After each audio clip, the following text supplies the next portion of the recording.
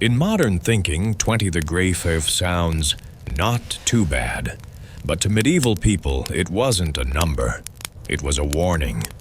That temperature didn't freeze you instantly like the brutal 10 degree for blizzards, but it was even more dangerous because it quietly pulled the warmth out of a house little by little, like a patient predator, testing how long you could endure. On nights when wind slipped through the roof, when the damp earth beneath breathed up cold air, and the hearth fire faded to weak red embers, that was when 20 degree Fahrenheit turned into the silent killer of an entire village. Wood shrank, thatch roofs grew heavy with moisture, and earthen walls cracked just enough for drafts to slice through like thin blades. In that calm, the cold didn't attack with force. It attacked by waiting for your smallest mistake. And this is where the 10 survival techniques sharpened across generations begin. Each one was a link in a chain, and if even a single link loosened, the temperature inside could drop to a level that even the strongest person might not survive through the night. As you listen to the next secrets, ask yourself this: if you were dropped into a true medieval night at exactly 20 degrees, how long do you think you'd last? If that question makes you shiver just a little, don't hesitate to share your thoughts below. Your perspective might spark a new idea for the entire history-loving community, and make sure to follow so you don't miss the next techniques, because the cold hasn't stepped back yet. When modern people see a medieval house sitting low to the ground, its roof buried in snow, and its body half sunk into the earth, they often assume it's a sign of poverty. But to anyone who has lived through a 20 degree soft winter, it's a sign of wisdom. Medieval people understood that wind was the #1 enemy of warmth, and the only way to outsmart it was to disappear. They lowered the floor half a foot, built thick earthen walls that hugged the ground, and let the snow form its own natural insulation. From the outside, it looked like a buried mound, but inside was a chamber several degrees warmer than the air outdoors, without a single modern technique. The finesse was in the balance, not digging too deep to avoid moisture, not staying too shallow to keep the wind from sweeping in. Just a few inches off, and the cold in the earth could rise like an invisible mist and choke out the warmth all night long. And here's the real climax. It was the house's very humility, no grandeur, no height, that made it a true fortress of survival. In the medieval world, no one built walls just to separate inside from outside. They built walls to stay alive, and the secret came from a formula that sounded simple: earth, straw, ash. But don't let that simplicity fool you. This wasn't a random mix, but the result of hundreds of years of trial and error across winters, cold enough at 20 degrees to crack timber in a single night. Medieval builders used earth as the frame, straw to create elasticity and trap warm air, and ash to repel moisture and lock in heat. 3 things that looked like scraps of rural life came together to create the main thermal armor of the entire house. The climax is here. If the earth-to-ash ratio was off by even a little, the wall would start absorbing moisture like a sponge, doubling the heat loss. And once a 20 degree of wind found a crack no wider than a fingernail, the temperature inside could drop 5 degrees in an hour, turning a tolerable night into one where even breathing felt heavy. At that point, the wall wasn't a shield anymore. It became a conduit inviting the cold inside. The most shocking twist is something many modern people struggle to believe. The old, dark ash stuck to medieval walls wasn't dirt to be cleaned. It was a natural insulating layer, and the darker it was, the better. Ash held warmth by locking out moisture and blocking drafts, meaning the very thing we consider dirty was what kept entire families alive for months of winter. If that detail surprised you, share your reaction below. Your perspective might spark a new question we still haven't answered. How many more worthless little things from medieval life were actually survival technologies in disguise? On 20 Tadagriyev nights, when the fire had faded to red embers and the whole house fell silent, there was one thing hanging above medieval people that few today truly understand: the layer of smoke resting beneath the roof. Many think it was just a sign of a poor home with bad ventilation. But for those who had survived hundreds of winters, smoke wasn't a problem. It was a tool. Medieval roofs were low, made of thatch or wood, and intentionally designed to hold a thin layer of smoke just below the ceiling. That smoke formed a warm air cushion, preventing heat from rising straight into the roof and dissipating into the cold air outside. In other words, they didn't let the fire heat the house. They let the smoke heat the house. Beneath that smoky layer, the temperature was always several degrees warmer than the area directly under the roof. But everything had to be exact. If the vent was opened too wide, the smoke escaped and the roof instantly turned icy cold. If it was opened too narrow, the house became suffocating.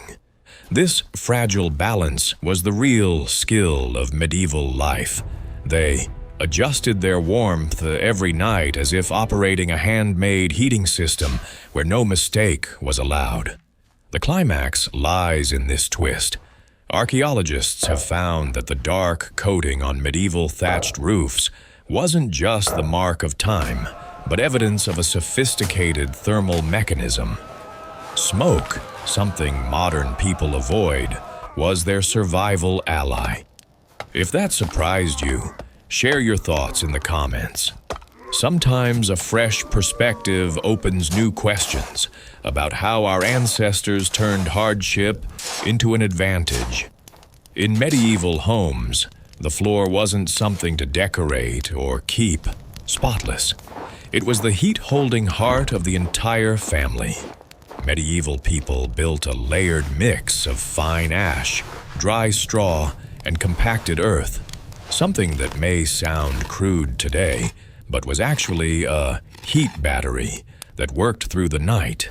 The ash locked out moisture, the straw held pockets of warm air, and the earth released heat slowly. When the hearth was still glowing, the floor absorbed that warmth.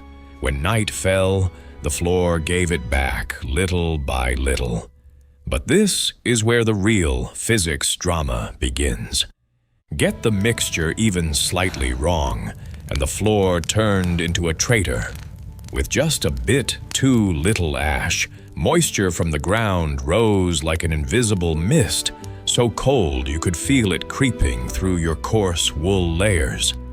If the straw was damp or unevenly packed, the floor would start absorbing heat instead of holding it, dragging the whole house down by several degrees, enough to turn a survivable night into one that drained your strength.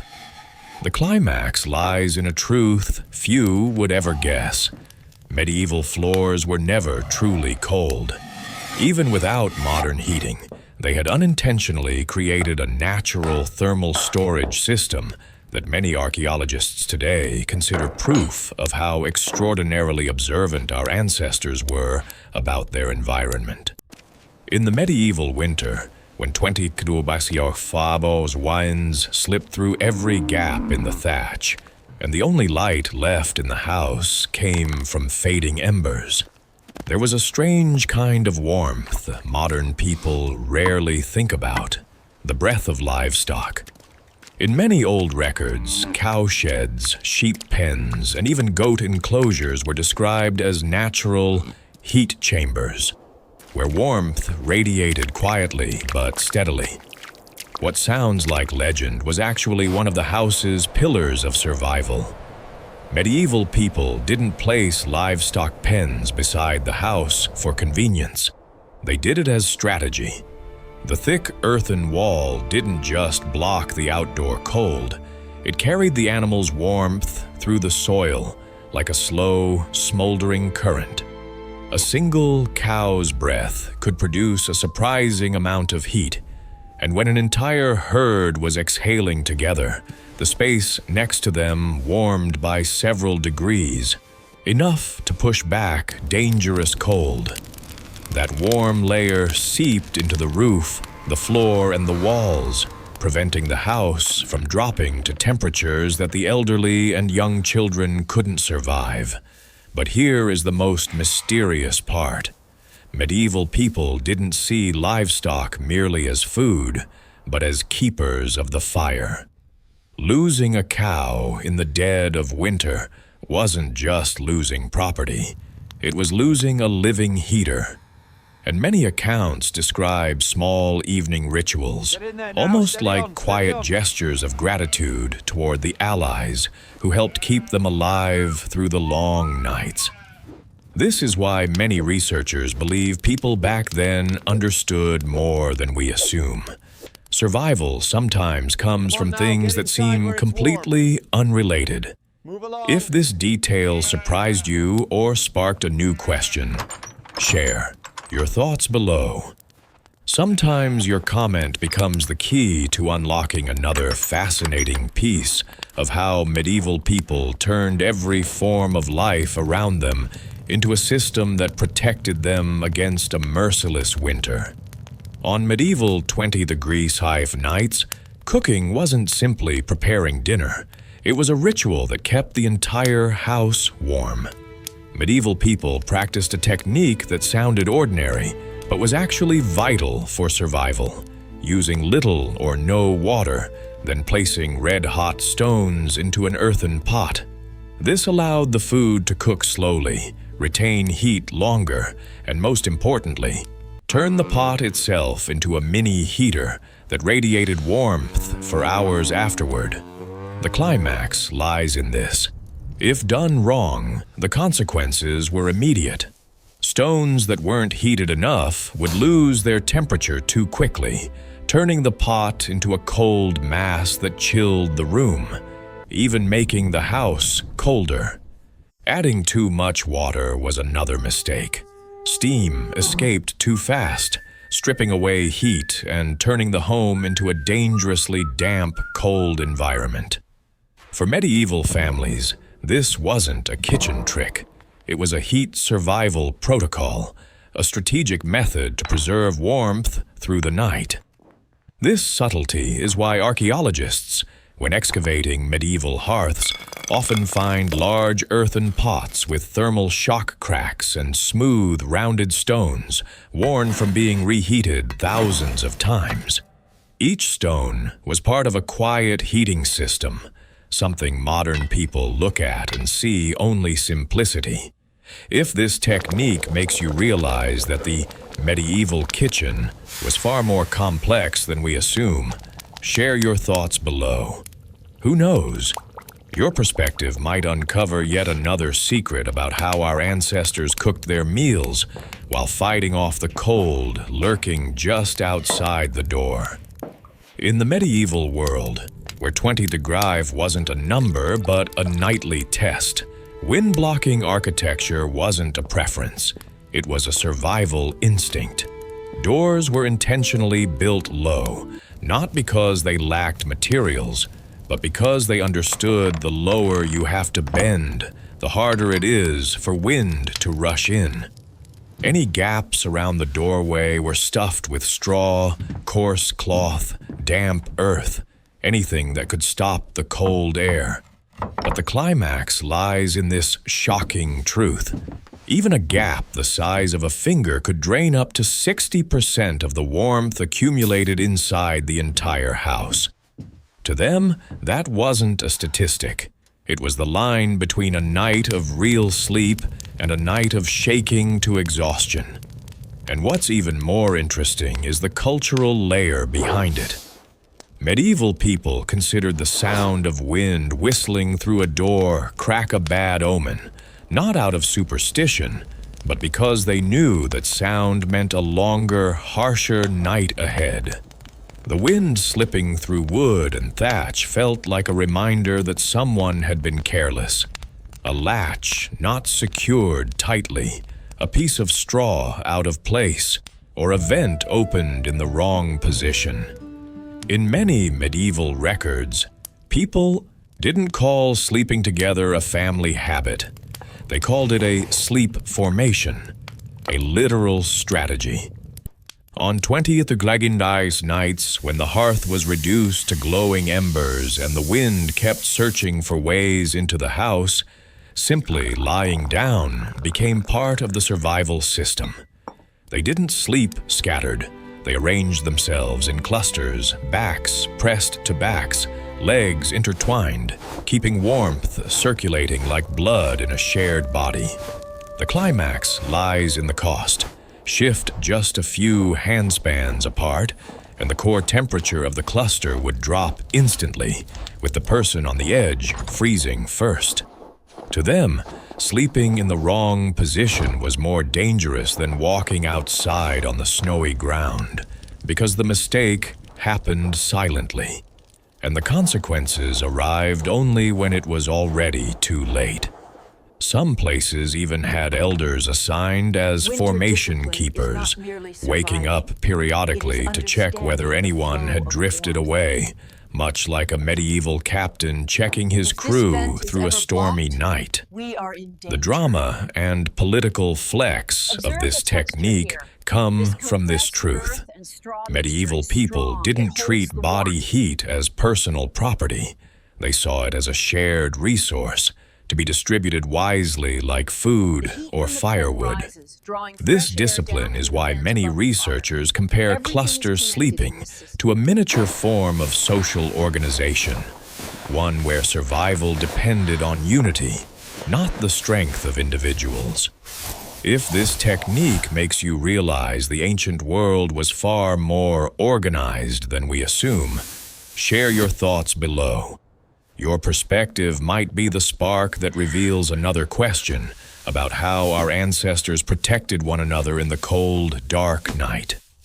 There's a truth medieval people never stated outright, but anyone who lived through a 20 winter understood. A house doesn't keep itself warm. It has to be operated. And they operated it the way you would a warship in a blizzard, where a single wrong decision could send the whole crew sinking into frozen darkness. Every evening, after the hearth burned down to red embers, the entire family began a series of winter rituals that today would look like a survival checklist.